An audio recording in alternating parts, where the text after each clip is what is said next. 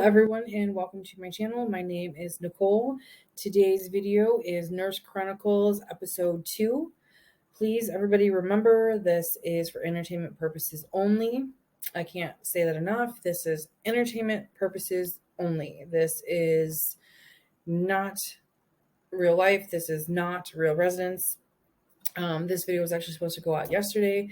I have been working 16-hour shifts the last couple days. I actually just got home about 30 minutes ago, ate some dinner, have changed into my pajamas. So I'm going to try and get this out and going tonight for you guys so that I am only a day late. So let's get started.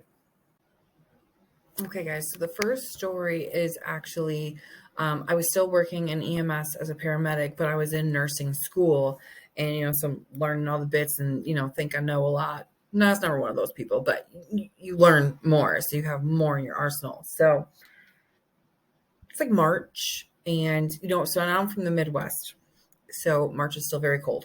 Okay, very, very cold. So I'm at the fire department, and we get a call, and it's to like a park for what they believe to be an intoxicated subject. So we get there, and as we're pulling in, the guy, I don't know if the police had him beforehand, because usually they don't call us until, like they have the guy that, scene secure and, stuff like that, like they've assessed him or, whatever. So we get there, and I see this little naked man running around the park, and I see these two cops chasing after him. So it's March. It is fucking freezing. It was freezing. Like, we were wearing turnout jackets, freezing. So we finally, cops get him in the back of the ambulance.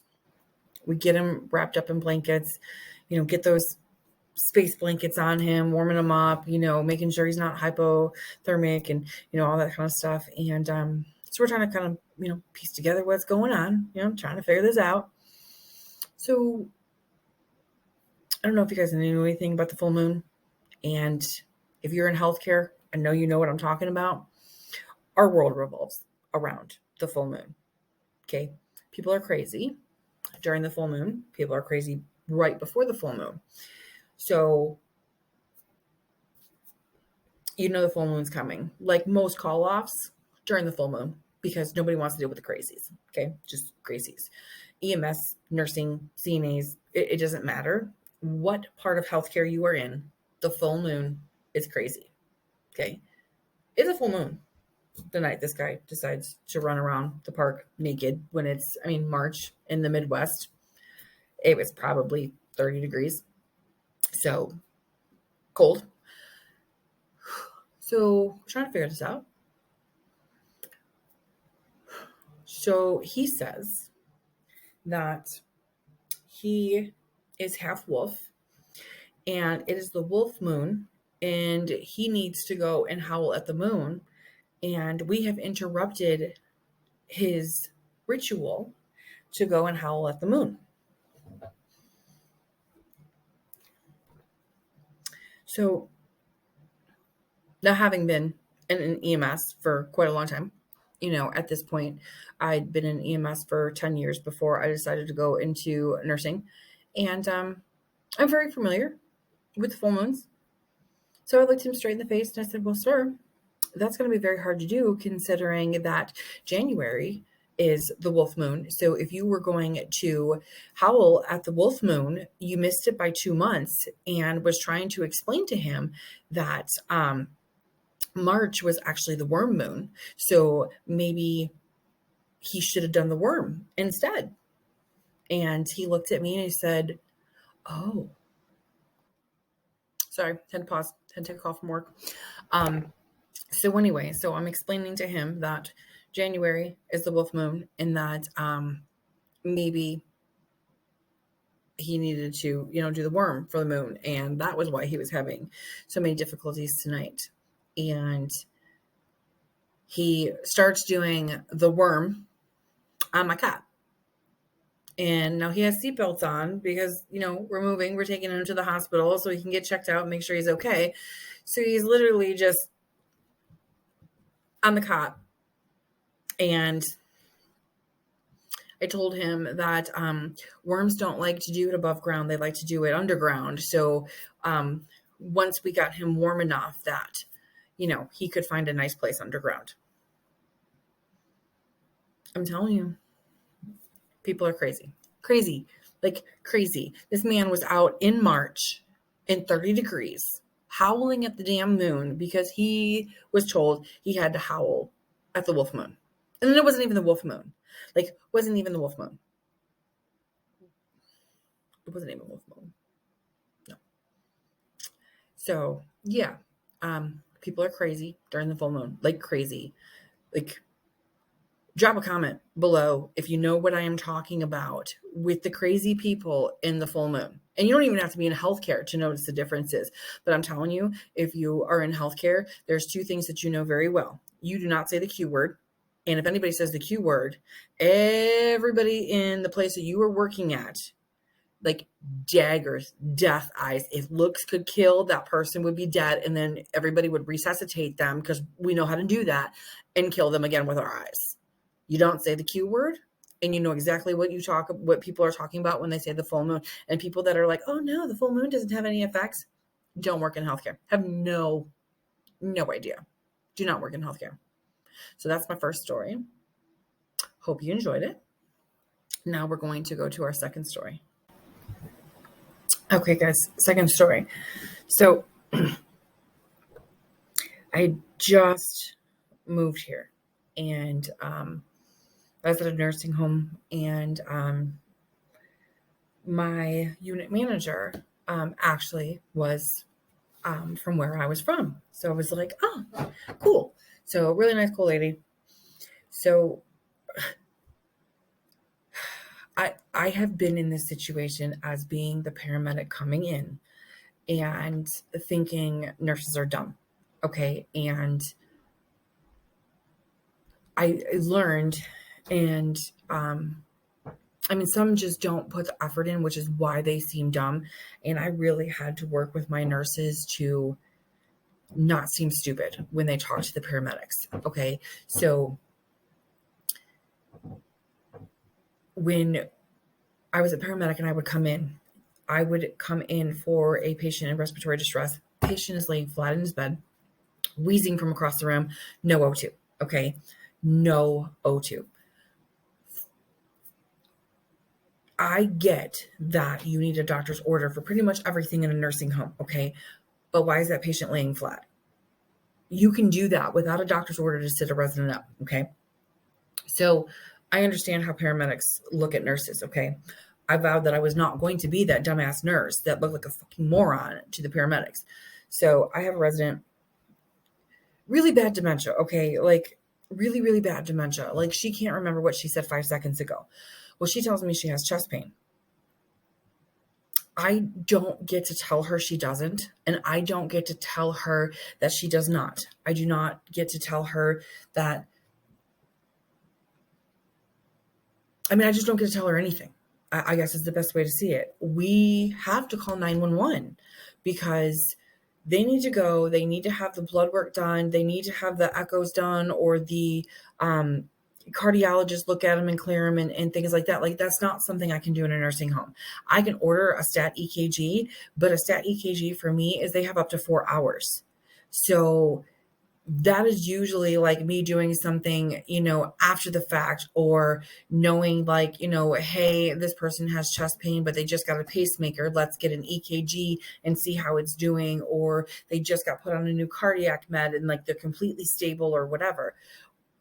I don't get the luxury of telling a person who has chest pain that I do not believe them and that they're not going to the hospital. Like they have to go to the hospital and be evaluated. There's no way for me to do it in a nursing home to where I can clear them from having an MI.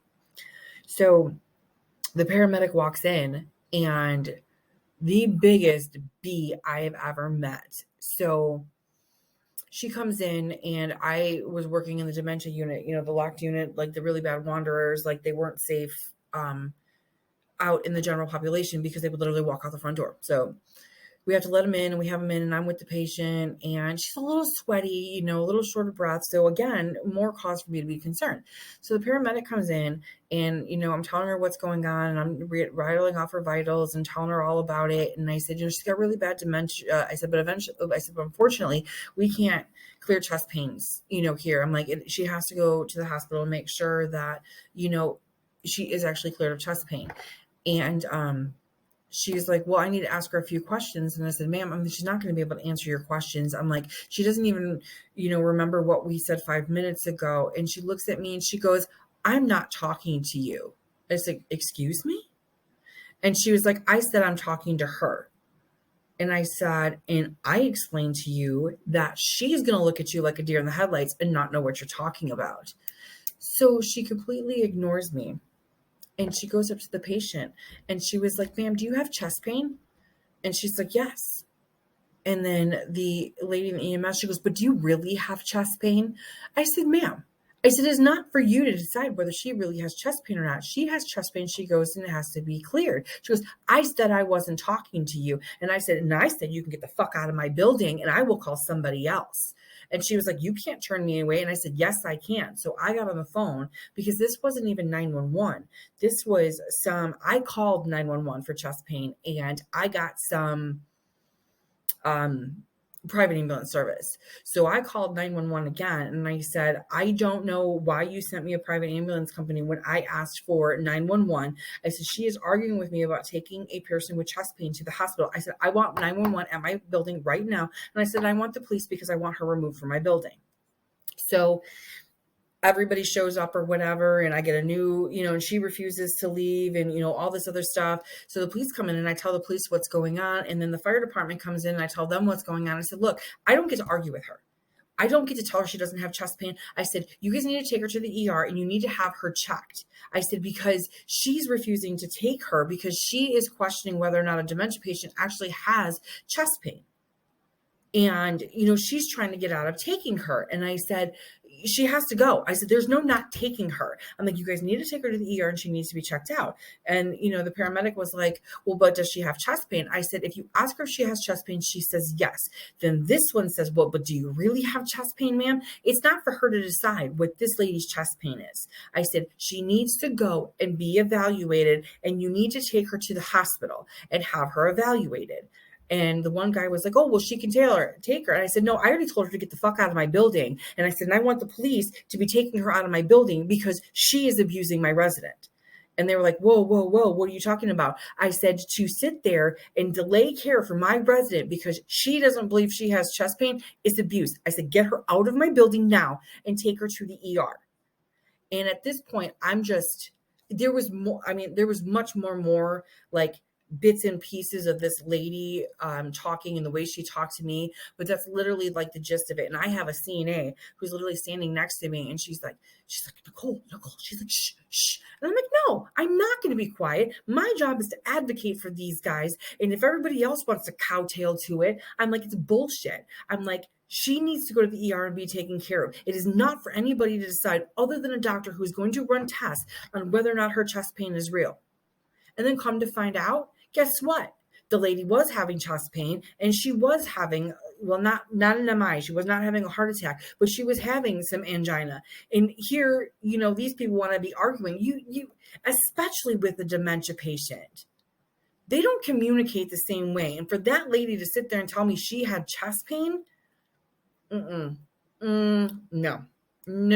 Like, I was so mad. And like I said, how she talked to me was much worse and everything, and kind of how she was talking to the resident about, trying to ask her all these questions, and, she couldn't answer or whatever. And, the paramedic was like, well, what, you can't answer me, or you don't know the answer to the question and stuff like that. And I was like, ma'am, like, I've told you, she can't answer your questions. And if she shushed me one more time and said she wasn't talking to me, she was talking to the resident, I'm going to punch her in the little fucking nose too. So I've been on both sides of it.